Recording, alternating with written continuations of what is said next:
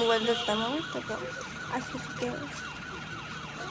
তুমি মোবাইল ধরবো না তোমার নাগলা মানুষটা ছিলাম না